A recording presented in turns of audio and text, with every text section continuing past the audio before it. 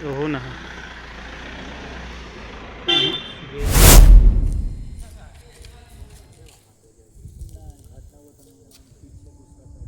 Train driver हैं, operator हैं, उनको अज्ञात अपराध कर्मी द्वारा गोली मारकर मृत कर दिया गया है। तो इसी के सत्यापन हेतु जब हिलसा थाना और बाकी की पुलिस दल यहाँ पहुंची तो पाया गया कि घटनास्थल पे ही उनकी मृत्यु हो गई है। ये जो शाम को करीब बगल के ही गांव में दो पक्षों में झड़प हुआ था, उसी झड़प की पूछताछ उस दोनों अपराध कर्मी द्वारा की गई है। बिहार में क्राइम बिल्कुल कम हो चुका है, ऐसा अक्सर आप मंत्रियों के मुंह से कहते हुए सुनते होंगे, लेकिन ऐसा बिल्कुल भी नहीं है, बल्कि इसका सीधे उल्टा है।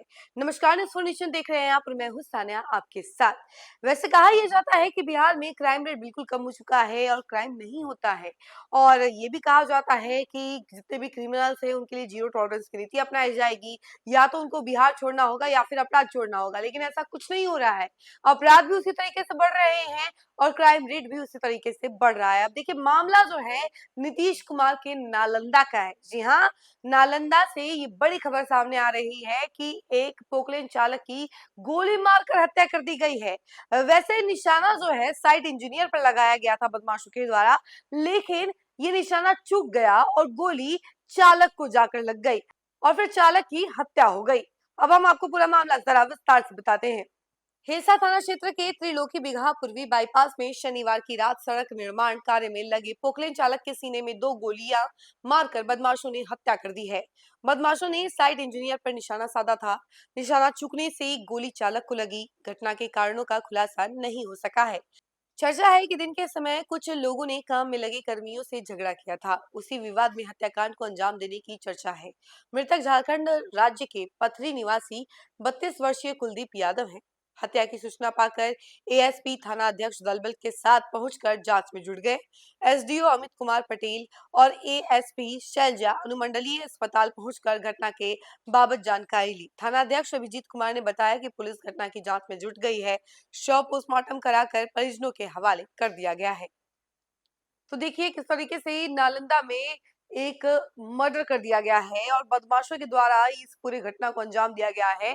कहा यह जा रहा है कि मामला जो है सुबह का था, यानी कि कल सुबह जो है लड़ाई हुई थी, झगड़ा हुआ था, उसके बाद ही इस पूरे हत्याकांड की चर्चा हुई और उसके बाद देखिए कि इस हत्याकांड को अंजाम दिया गया।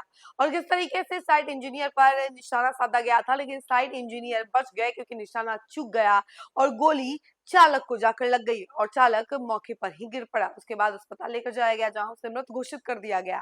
तो देखिए किस तरीके से अपराध लगातार बढ़ रहा है। यहाँ तक कि नीतीश कुमार जो कि बिहार के मुख्यमंत्री हैं, उनका गृह जिला भी सुरक्षित नहीं है। वहां पर भी बदमाशों का तांडव देखने को मिल रहा है, अपराधियों का तांडव देखने को मिल रहा है।